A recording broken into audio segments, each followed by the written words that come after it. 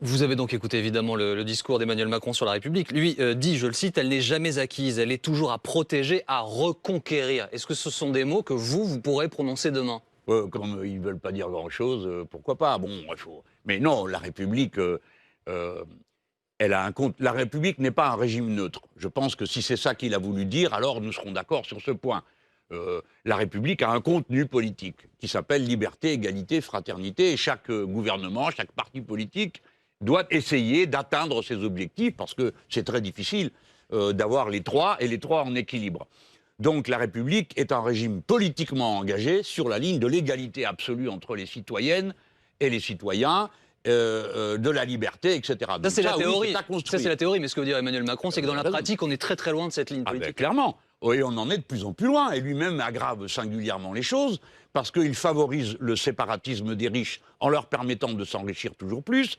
Il favorise une ambiance épouvantable en montrant du doigt une partie de la population du fait de sa religion. Tout ça est affreux, c'est pas ça qu'il faut faire. La République, si vous voulez, le mot République veut dire res publica, la chose commune. Donc la République a pour vocation de rendre possible la vie commune avec un objectif, la liberté pour chacun, l'égalité pour tous et la fraternité dans la société. Justement. Bon, j'essaye d'être aussi synthétique. Je ne vais pas vous dire mon discours de demain, d'abord parce que je ne l'ai pas encore écrit. Mais je vais faire une réponse qui va être à la hauteur du débat qui nous sépare.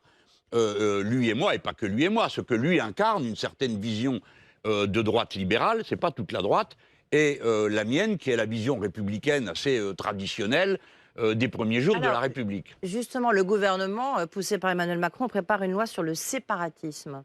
Est-ce que pour vous, c'est important de peut-être de réactualiser, de revisiter la loi de 1905 sur la laïcité? Non, il ne faut surtout pas y toucher. Ceux qui veulent y toucher sont ceux qui n'ont pas lu les débats de 1905. Et vous pensez que là, il va y toucher avec la loi sur le séparatisme? Non, il va faire comme d'habitude, des phrases, des mots, tout ça. Bon, il va afficher une ambiance épouvantable. Il nous a parlé, je ne sais pas combien de fois, il devait nous faire un discours sur la laïcité. Pour finir, il n'en faisait pas. Pourquoi? Parce qu'entre-temps, il s'est renseigné. Il a fait ce que je viens de vous dire. Il a été voir les débats de 1905. En 1905, on a parlé de tout, y compris est-ce que les curés avaient le droit d'aller en soutane ou pas dans les rues. Ça a été discuté à l'Assemblée nationale. Et alors, quelqu'un a eu le bon sens de dire, écoutez, par pitié, faisons pas ça. N'allons pas interdire ça, ça va être une pagaille indescriptible. La laïcité n'est pas un athéisme d'État. La laïcité, c'est la séparation des églises et de l'État. Et la laïcité proclame que l'État est indifférent aux religions, pas parce qu'il les méprise, mais parce que c'est pas à lui de se prononcer, ni sur le contenu des religions, ni sur leurs pratiques, au moins tant qu'elles respectent les lois concernant l'ordre public. Voilà tout.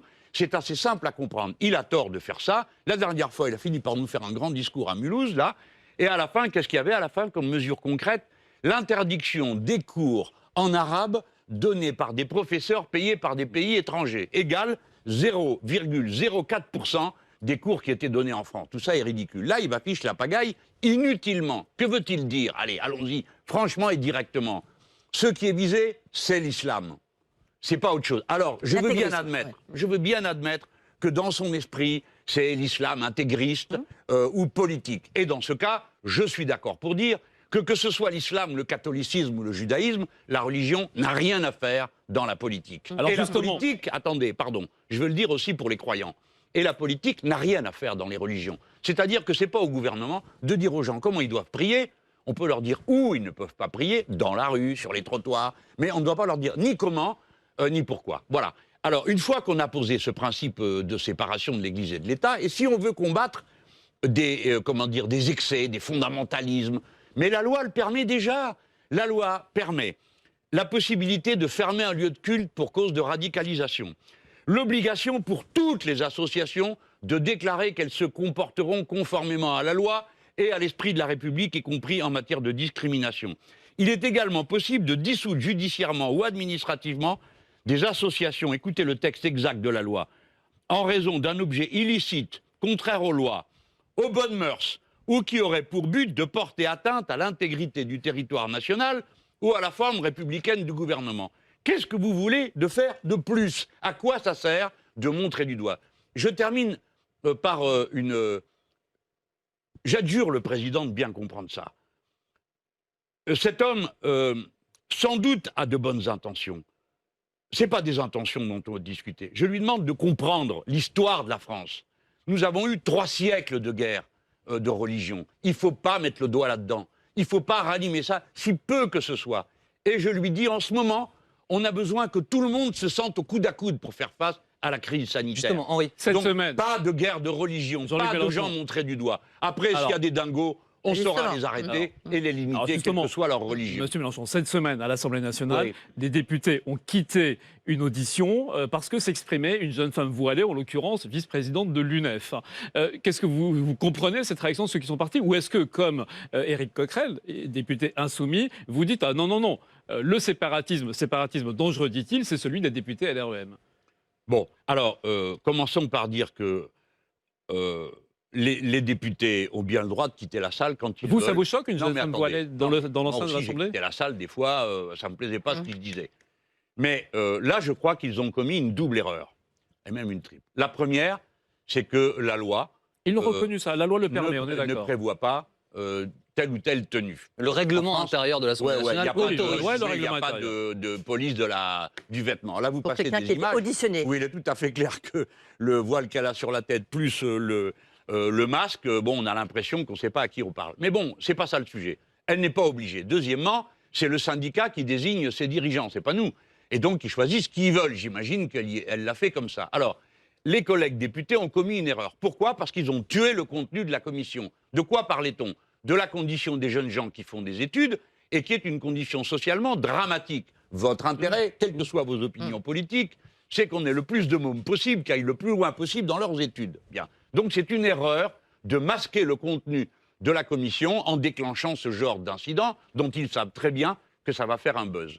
Ça, c'est pour mes collègues députés. Après, je n'ai pas de conseils à donner ni de leçons à faire aux syndicats et je m'en garderai bien. Mais je veux juste faire connaître un point de vue personnel. J'ai été membre du bureau national de l'UNEF il y a bien étudiant longtemps. de gauche. C'était une autre époque. Bon, on avait d'autres problèmes. Peut-être qu'on affichait là des convictions politiques avec une violence qu'on ne ferait plus aujourd'hui. Mais bon, voilà ce que je veux dire. Quand on représente tous les autres, et le syndicat, il est dit dans ses statuts qu'il accueille tout le monde. Hein, c'est dans les statuts, quelle que soit la religion, la philosophie et le reste. Il me semble qu'il faut faire l'effort de ne pas donner le sentiment d'afficher quelque chose d'aussi intime que la conviction religieuse. Mais je donne seulement un point de vue personnel. Pour ma part, je ne porte aucun autre emblème que celui-ci, qui est le triangle rouge des déportés communistes et socialistes de la guerre. Vous ne saurez jamais quelles sont mes convictions religieuses, si j'en ai, ou mes convictions philosophiques. Philosophiques, tout le monde le sait, je suis un humaniste. Je ne suis pas un franc-maçon, contrairement à ce qui se raconte, mais je suis un humaniste, ça c'est vrai. Alors, voilà la situation. Il ne faut pas en rajouter. Les collègues ont tort de faire ça. D'accord, c'est un bon coup pour eux. Tous les scrogneux de la Terre sont contents. Ah bon, Mais les séparatistes dangereux, c'est eux, comme dit Coquerel? Bah, je pense que d'une certaine manière, Coquerel a raison de dire que c'est eux qui créent une situation ingérable. Parce qu'à la fin, vous voyez là le temps qu'on perd à parler de Non, ça. justement, passons à c'est autre quand chose, même Jean-Luc complètement Mélenchon. secondaire, quoi.